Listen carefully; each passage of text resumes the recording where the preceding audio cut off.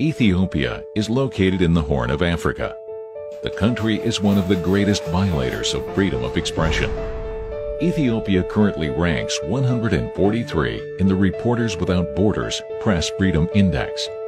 Critics usually say that even though countries like USA, UK, and Sweden gives a lot of money in development aid, there are no improvements in democracy and human rights. The country's constitution explicitly protects freedom of expression, but the government is not tolerant of diversity of opinions. When journalists and bloggers tries to tell the truth about violation against human rights, they are silenced.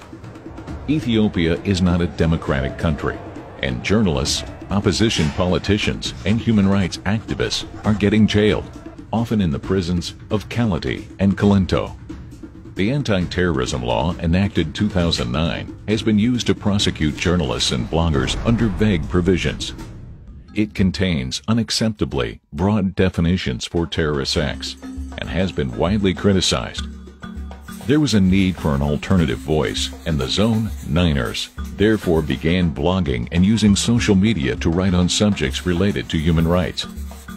The name of the group, Zone 9, refers to the zones of the notorious Kality prison. The prison has 8 zones, but the 9th zone refers to the rest of Ethiopia.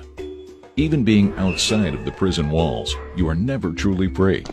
Any free-thinking individual who speaks out against injustice are risking to be arrested. They had campaigns about respecting the Constitution, stopping censorship, and respecting the right to demonstrate. They visited political prisoners and journalists and wanted to bring the public's attention to them.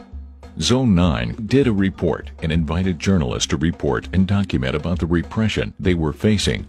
The group's work was constitutional, but the government labeled it a crime. The bloggers were under surveillance and harassment.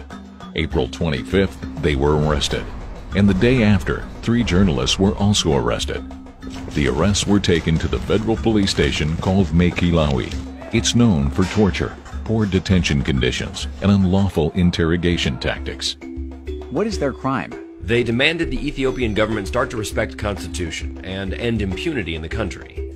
So, what are they accused of? They're accused of working with foreign human rights organizations. What? And it's also even worse, they're also accused of terrorism. How can working with human rights NGOs become an act of terrorism? The Ethiopian government changed their original accusation from working with human rights organizations to serious terrorism charges when they get criticized for their first allegations. The government wants to jail the bloggers to silence them. The bloggers and journalists are now in the prisons of Kality and Kalento. The situation in the prisons is horrible. Food is scarce, and there are hundreds of people in the zones.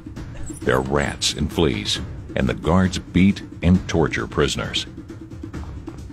Friends and family are forced to go through tremendously humiliating searches at the gates of the prison when they are allowed to visit, if allowed to visit at all. What the bloggers and journalists did is honorable. Ethiopia is in great need of change.